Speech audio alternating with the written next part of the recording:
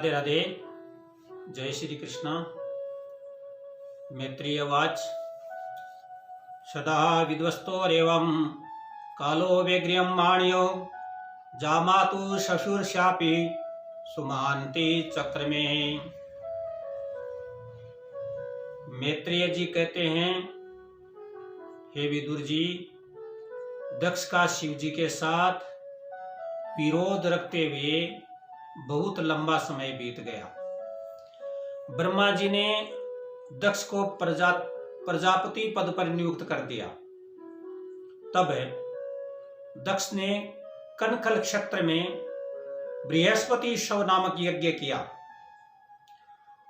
उस यज्ञ में शिव सती को छोड़कर अन्य सभी को बुलाया और कहा, इस यज्ञ में विष्णु भगवान की पूजा करूंगा, शिव जी को नहीं बुलाऊंगा। यज्ञ के अंदर भाई यहां विध्वंस तो होगा, खेल तमाशा देखेंगे, और आग लगाने वाले यानी दूसरे का झंझट देख करके प्रसन्न होने वाले वो देवता और देवांगनाएं कैलाश पर्वत के ऊपर से आपका विमान लेकर के मंगल गीत गाते हुए आ रहे। सती ने ऊपर देखा कि यह मंगल गीत गान करते हुए विमान की तरफ जा रहे हैं। तब एक देवांगना देवकन्या आकर के बोली, ऊपर क्या देख रही है? तुम्हारे पिताजी के यहाँ यज्ञ है और हम सब यज्ञ के अंदर जा रहे हैं, क्या आपको निमंत्रण नहीं दिया? सती ने मन में विचार पैदा किया कि मैं इसको तो क्या बताऊं, घर की बात है, निमंत्रण दिया कि नहीं दिया, लेकिन मेरे पिताजी के यज्ञ है तो मैं भी जाऊंगी। ऐसे मन में विचार करके प्रसन्न हो रही। उसी समय भगवान शंकर समाधि से जागे और समाधि में जागते ही सती की तरफ देखा तो सती का मुख प्रसन्न था। प्रसन्नता देख करके भगवान शंकर ने कहा कि हे सती, तू इतनी प्रसन्न क्यों है? सती ने कहा, हे जगतपति परमेश्वर, हे प्राण प्रिय, आपके ससुर के यहाँ यज्ञ है, सभी लोग वहां जा रहे हैं, आपकी इच्छा हो तो हम भी वहीं चले। यह सुनकर शंकर ने सती से कहा, हे देवी, इस संसार में किसी के घर जन्म, किसी के घर परण, तो किसी के घर मरण होता है। यह संसार सुख और दुख का कारण है। सुख रूप से तो एक परमात्मा ही है। तेरे और मेरे पिता तो केवल नारायण हैं, अतः उसी का भजन करो। बस इसी में सार है। जो परब्रह्म नारायण का भजन करता है वही इस संसार में सुख पाता है। सती ने कहा, महाराज, आप कितने निठुर हैं, किसी भी सगे संबंधी से मिलना नहीं चाहते हैं। शिव जी ने कहा, मैं सबसे मिलता हूं, किंतु प्रत्यक्ष रूप से नहीं, मन से मिलता हूं। तो इसी प्रकार से बातें करते करते सती ने मन में विचार पैदा किया कि पतिदेव को कैसे मनाऊं। सती ने कहा, आप तो ब्रह्मनिष्ठ हैं, सब कुछ जानते हैं, किंतु मेरी वहां जाने की इच्छा है। आप भी मेरे साथ चलें, वहां आपका भी सम्मान होगा। शिव जी ने कहा, मुझे सम्मान की इच्छा नहीं है, मैं सदा ही मेरा सम्मान समझता रहता हूं। सती ने कहा, हे नाथ, आप सर्वज्ञ होते हुए भी व्यवहारिक ज्ञान से शून्य हैं। यदि आप किसी के यहां नहीं जाओगे तो आपके यहां कौन आएगा? शिव जी ने कहा, बहुत अच्छी बात है, कोई नहीं आएगा तो बैठे बैठे राम राम करेंगे, न किसी का लेना और न किसी का देना। सती ने कहा, आप बुरा नहीं माने तो एक बात कहूं, यदि आज आप मेरी जगह होते तो आपको भी ये पता चलता कि स्त्री को पिहीर कितना प्यारा है। तभी आपको इसका ज्ञान होता कि पिहीर क्या है। शिव जी ने कहा, सती, यह संसार बवाट भी है, इसमें भटकने वाला कष्ट पाता है। अतः बैठ करके भगवान का भजन है करो, बस इसी में सार है। तेरे पिता मेरे से विरोध करते हैं, अतः वहां जाने में भलाई नहीं है। सती ने कहा, आपसे कोई भूल हो गई होगी, नहीं तो मेरे पिताजी मूर्ख थोड़ी हैं जो आपको अपशब्द कहते। शिव जी ने कहा, मैंने उनका कोई अहित नहीं किया।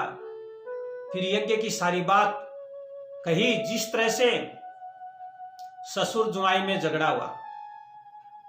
तब सती को मालूम हुआ कि मेरे पिता और पति में अनबन हो गई है, और सती ने भगवान शंकर से कहा, यज्ञ में आपने मेरे पिताजी को मान क्यों नहीं दिया? शिव जी ने कहा, मैंने मन से उनका सम्मान किया, मैंने कभी किसी का अपमान नहीं किया। फिर वे तो मेरे पूज्य हैं, मैं उनका अपमान कैसे कर सकता हूं? सती ने कहा, यह वेदांत की बात है, उनको क्या मालूम कि मन में स्थित वासुदेव को नमन करते हो। खैर, अब आप इस बात को भूल जाएं। शिव जी ने कहा, मैं तो भूल गया, किंतु तेरे पिता को आज भी उसे याद किए हुए है।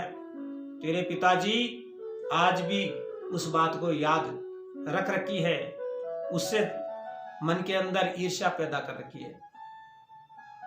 मुझे हीन दृष्टि से देखते हैं, मेरे से वेर होने से वे तुझे भी नहीं बुलाया है, इसलिए वहां जाने में तेरी भलाई नहीं है। कारण तू अपमान सहन नहीं कर सकेगी। आव नहीं आदर नहीं, नहीं नैनन में सने, आव नहीं आदर नहीं, नहीं नैनन में सने, तुलसी तहान जाइयो चाहे कंचन बरस में, तुलसी तहान जाइयो चाहे कंचन बरस में। हे सती, जहां पर मान सम्मान नहीं होता है, आव भाद्र नहीं होता है, और नैन के अंदर सने यानी नेत्र नहीं मिलते हैं, तुलसीदास जी कहते हैं वहां पर नहीं जाना चाहिए, चाहे कितनी अच्छी प्रेममयी यानी स्वर्णमयी बरसात क्यों न हो, वहां पर नहीं जाना चाहिए। सती ने कहा, आपका कहना ठीक है, किंतु पिता, गुरु, भाई, संबंधियों के यहां बिना बुलाए भी जाने में कोई हानि नहीं है। शिव जी ने कहा, पिता, गुरु, भाई आदि के घर बिना बुलाए जाने में कोई हानि नहीं, किंतु जहां भेदभाव उत्पन्न हो जावे वहां जाना उचित भी नहीं है। कटु वचनों से जो पीड़ा होती है वैसी पीड़ा बाणों के घावों की भी नहीं होती है। किसी ने भजन में कहा भी है, भर जाए घाव तले वारे का, बोली का घाव भर नाही, भर जावे घाव तले वारे का, बोली का घाव भर नाही। तो बोली का जो घाव होता है वो कभी भरता नहीं है, तीर कमान इनका भाव जो घाव होता है वो भर जाता है। तो वहां पर अपना मन बात ये नहीं मिलती है, तो उनके नेत्रों में क्रोध भाव है, उनकी दृष्टि नहीं मिलती है, वहां पर जाना उचित नहीं है।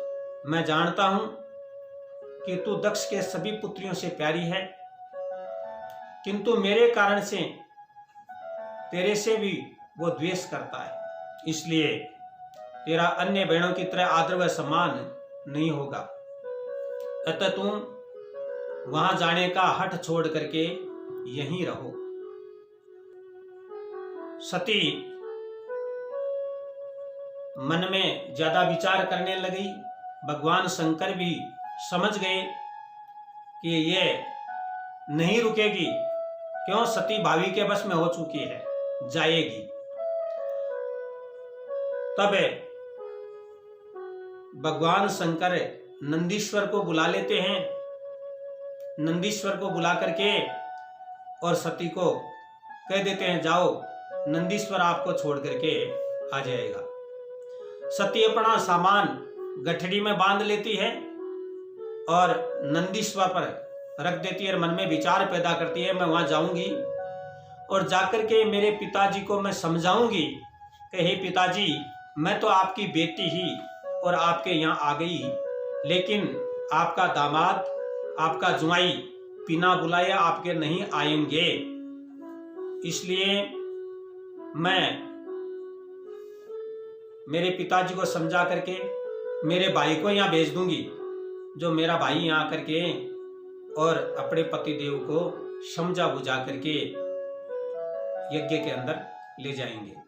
अगर मैं नहीं जाऊंगी तो अपने समाज के अंदर मेरी प्रतिष्ठा खराब हो जाएगी, क्योंकि मेरे पिताजी के घर में यज्ञ है, सब वहां पर देवता देवांगनाएं और मेरी बहन बहनोई सब आए हैं, और मैं वहां पर नहीं दिखूंगी तो मन में वो सब विचार करेंगे, मेरे प्रति बातें करते रहेंगे, तो इसलिए मैं मेरे पिताजी को समझा करके मेरे भाई को भेज दूंगी।